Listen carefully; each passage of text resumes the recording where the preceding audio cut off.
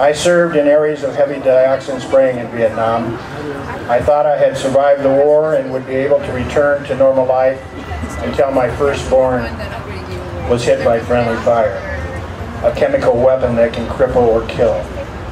Casey was born with a cleft palate, prune valley, congenital heart disease, and other abnormalities. He suffered a seizure that took him from his mother's arms after his birth to a pediatric ICU neonatal center up at Dornbecker. In a few weeks, my wife and I were able to take Casey home.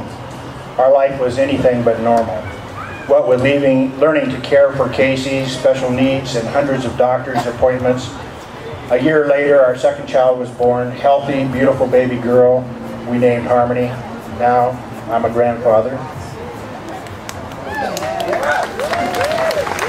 Thank you. Casey and Harmony played and fought and laughed over the silliest things. They marveled at the world around them, and their love grew deep and inseparable. Arlene and I felt that we had been spared the worst prognosis for Casey's future. Then came the day for Casey to have heart surgery. It's a little too painful to tell the whole story, but Casey went into a coma for 7 weeks after that surgery, and while in my arms, he took his last breath and was no more. You think you know pain, but the loss of my son was a bayonet in my heart. I nearly lost my sanity. Grief took me to the depths of hell, but for the love of my wife and daughter, I would have perished.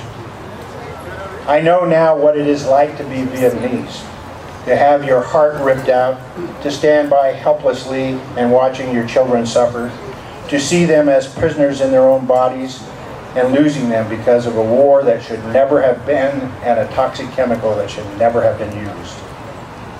Although it was 52 years since the first spraying of Agent Orange in Vietnam, the Thanh Nhi News reported, it's a Vietnamese newspaper, reported that 62 blood samples were taken from random residents of Da Nang. All tested positive for dioxin. That's 52 years later. The project was sponsored by the Foreign Foundation and the Hatfield Consultants. The ghosts of our children cry out for justice. It is time to repair the damage and to recognize the suffering of families, the Vietnamese and ours. We of the Vietnam Agent Orange Relief and Responsibility Campaign, along with Veterans for Peace, are now rewriting legislation to provide medical, rehabilitative, and social services compensation to Vietnamese victims of Agent Orange. Remediation of the dioxin contaminant hotspots, in other words, removing those hotspots from Vietnam, and medical services for children and grandchildren of U.S. Vietnam veterans and Vietnamese American-born with the same diseases and deformities. 52 years is a long time to wait to provide compensation for victims of this shameful chapter in our nation's history. Thus today, May 25th, as the legacy of Monsanto continues, its disregard for human, animal, plant life, the very substance we need to survive, are poisoned or genetically modified with grave consequences for our future and the future of the planet.